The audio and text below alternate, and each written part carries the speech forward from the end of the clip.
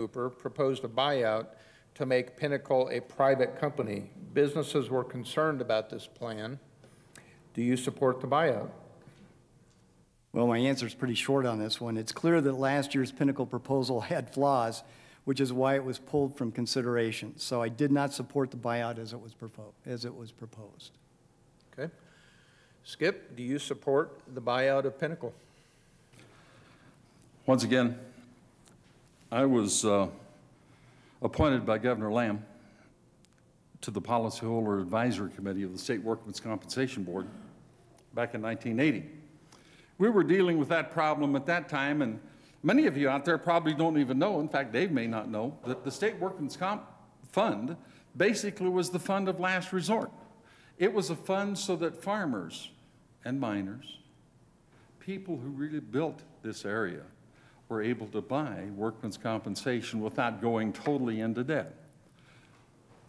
We were dealing with that thought at that time when in the State Workmen's Comp Board, should we go private, should we go private? And I left prior to them actually making that decision.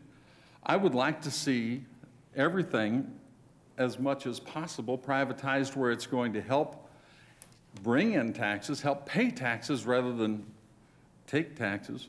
And so I would be for that. However, one caveat, we must have that insurance of last resort to help our farmers, our ranchers, our miners, and so forth in order to have a place where they can come and buy workman's comp and protect all of our employees, because that's really what it's all about. A buyout, yes, but with a caveat. Thank you, Skip. Dave, would you like to use your rebuttal?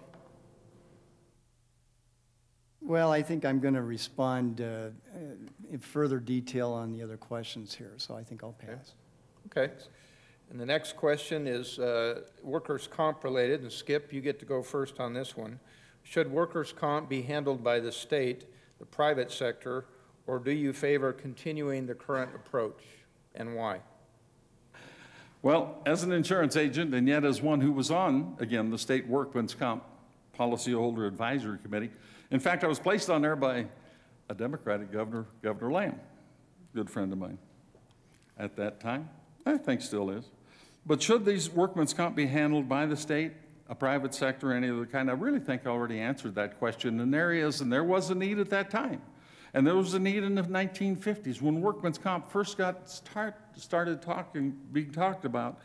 We need someplace where farmers, feeders, miners, those people who built Colorado have a place to buy workmen's comp insurance for their employees because they need the protection.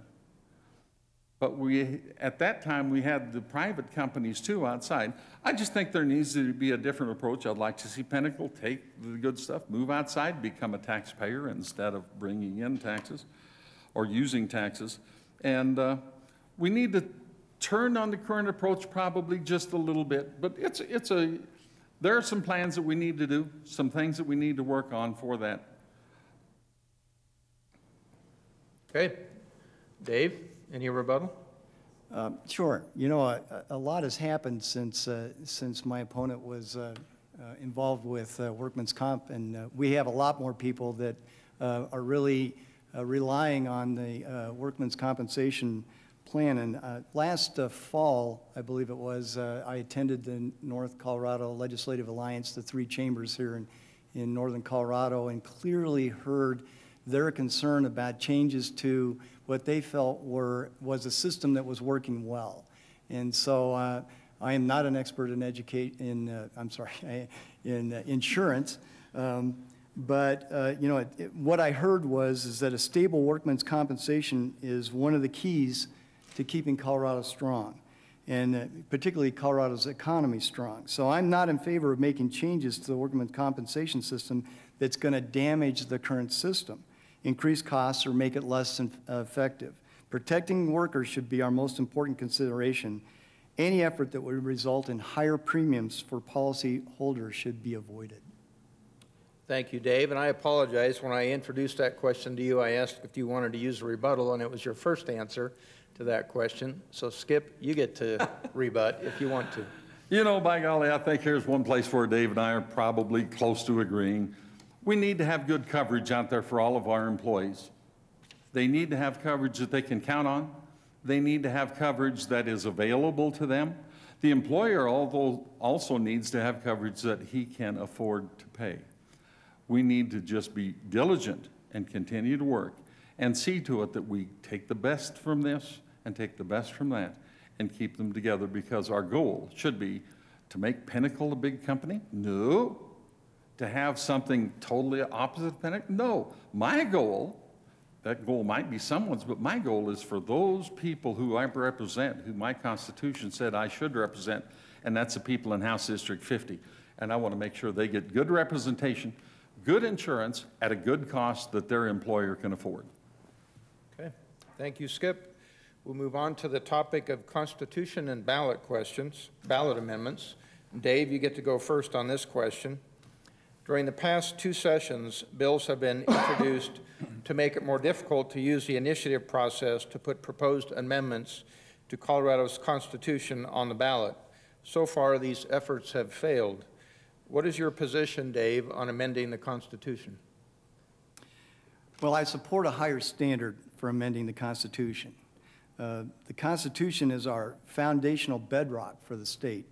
It ought to stay that way, and it shouldn't get loaded up with statutory changes that are better vetted and passed by the elected General Assembly. The problem with the low threshold for constitutional amendments is evident in the contradictions inherent now in Tabor and Gallagher, which say state revenue and spending must decrease depending on economic climate, and Amendment 23, which states that K-12 funding must increase regardless of the economy. Legislatures exist to pass laws and ensure that there aren't contradictory or damaging laws on our books. And our Constitution exists to set the foundation for our republic. Extremist measures like the thrice defeated personhood measure end up corroding our Constitution and limiting freedom instead of expanding it, which should be the true goal of our government. Okay, thank you, Dave. Skip, your position on amending the Constitution. Randy, as you know, I love the Constitution. I've given away 4,000 of these to students. I'm going to be giving away another close to 1,000 to many students this week because it's Constitution Week. I had some ancestors that helped write the Constitution of the state of Colorado. Interestingly enough, the Constitution of the state of Colorado was one of few, and Dave probably doesn't know this, but we should, that was bilingual in order for it to pass. The Constitution, however, of the state of Colorado isn't like this. This is still my country's Constitution. The Constitution of the state of Colorado, though, was huge. And Dave, you're right. By golly, we agree on something again. It's too easy to change some of those things. I think we need to work on that. We need to be diligent a little bit more and see to it that the bedrock of what we have is held, and is held in reverence and is held important. As Benjamin Franklin was leaving the hall in Philadelphia, a lady came up to him and said, "What have you done?" And Benjamin Franklin said, "We have devised a republic if you can keep it." A republic means I represent the people in House District 50. If I do that the way that I should, and do it in such a way as to make it good for my people in House District 50, there would be no need for all of the additional constitutional amendments that come along. Dave, I agree.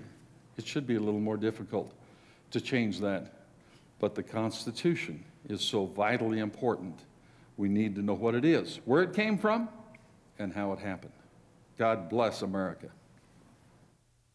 Thank you, Skip. Dave, you have the opportunity for a rebuttal. Well, we seem to agree, so I think I'll just leave it at that. Okay.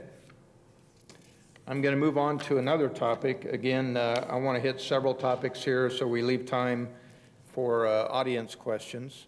And Skip, you get to go first on the topic of economic development. As a legislator, what would you do to encourage the development of private sector jobs in Colorado? Lower taxes, get rid of fees, and make it easier to go into business. Boy, wasn't that easy? It isn't easy. It's difficult. Dave understands how difficult it is. He's been down there. I've had relatives in the legislature ever since it started.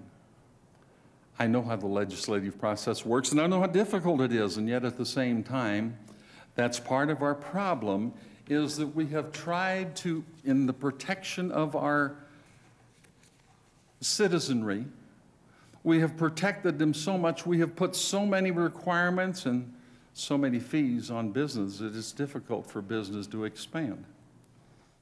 I have a farmer's insurance agency, and were it not for the fact that I have so many requirements and so many fees and so many other things, that I probably could expand. I probably could hire additional people, which means we would have additional people for school. We'd have additional people to buy furniture downtown. We'd have additional people for all of these things. So, are we friendly to business? In most instances in Colorado we are, but we need to be diligent. We need to work at it a little bit more. I like the enterprise zone idea.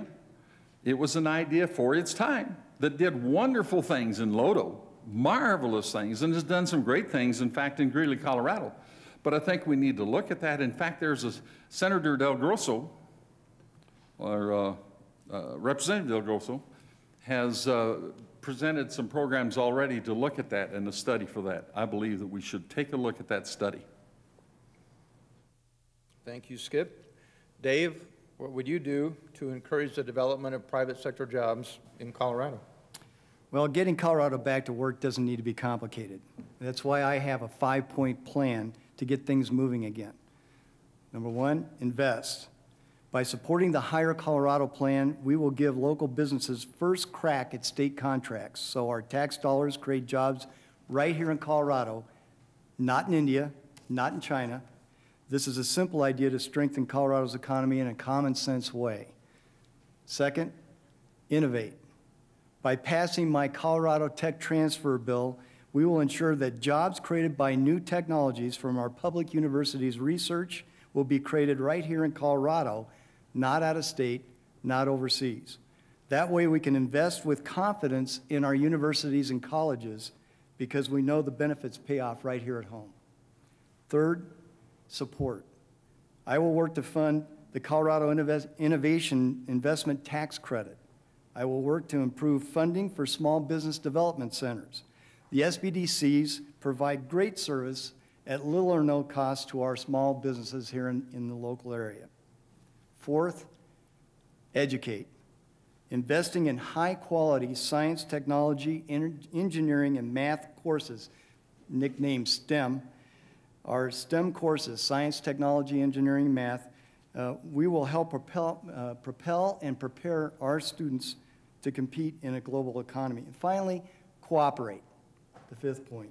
We need real leadership that solves problems by working to find common sense solutions for Colorado's economy. That's what I intend to do. I listen carefully to my constituents, and I always work to be a problem solver. Thank you, Dave. Skip, your opportunity for a rebuttal. The problem is that most things aren't solved down there, unfortunately, but I'm sure glad that you said tax credit. That was a good thing. That's a good thing for business. We need more tax credits. That's, of course, what happens in these economic zones. Also, we just need to work to see to it that we have a better education so that we have better students.